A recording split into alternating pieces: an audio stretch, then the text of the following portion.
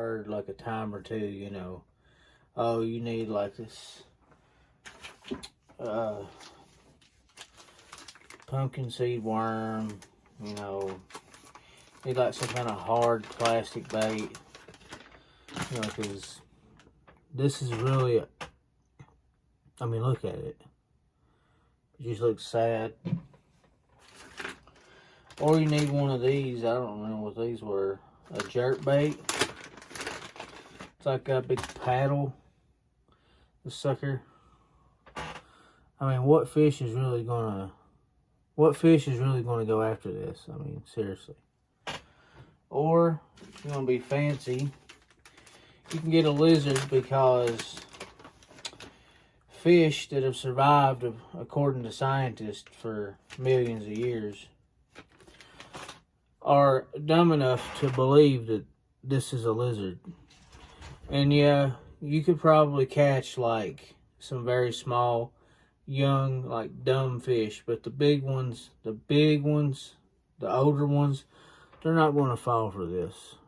This doesn't look like a lizard at all. Like, yeah, it swims like a fish, and you're going to call it a lizard in the water. Whatever. So, even on crappie, panfish, you get this squid looking mini tail, and supposedly they'll strike this with like, because of action and movement and stuff, and that is true, they will, but not the smarter ones, not the ones who have seen everything. You know what I'm saying? They've seen it all before. Not the 2 or 3 pound crappie, sunfish, whatever.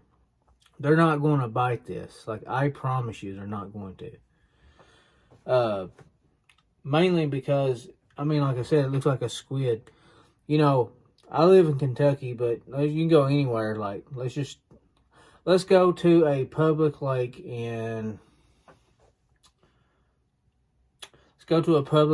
Georgia and see how many white, flaily squid that you have floating around in that public pond. And that goes back to me saying, and why I'll always be this way, I catch more fish off of natural, realistic baits than all of this plastic, rubber, hard plastic, whopper, plopper, Senkos, all this crap, because that's all it is. This catches more fishermen than fish. And what do I mean by that? Because at the end of the day, what your granddad had worked, and it still works to this day.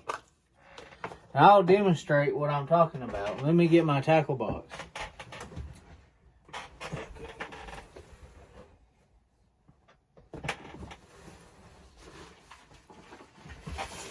I carry it in the backpack because it's easier to travel.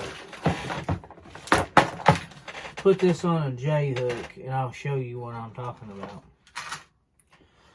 J-hook. It's as simple and universal as they get. You're telling me that I can take this and I can thread it. I think, yes. I can thread it through the top. Like so.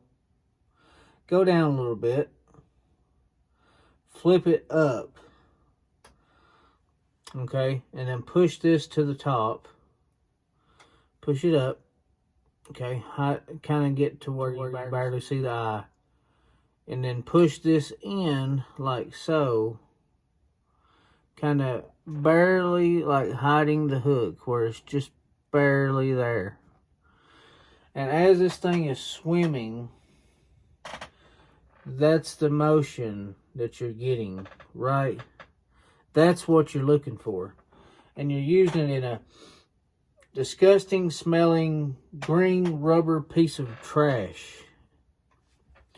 Well, you could do this exact same thing the way old granddad did and get better results. Often, cheaper than these. Let me demonstrate. I have red worms, simple red worms. It is not that hard.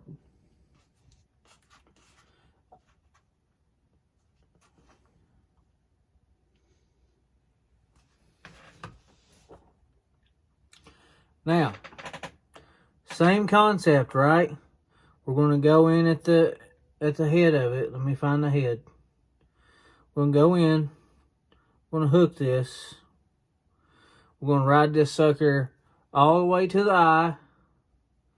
All the way to the eye. Flip it around. And then hook it again. Right? This would have been easier with like a Nightcrawler.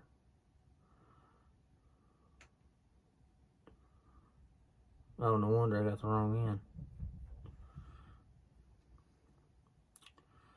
No wonder, Hoss. Well, there's one worm down. Anyway, so you take it, put it on there, and then the same principle. You're going to hide the hook just barely in there. And what's going to happen is you're going to get that same motion. You're going to get that same motion going through the water. Same idea. This is a small red worm. This is a huge hook.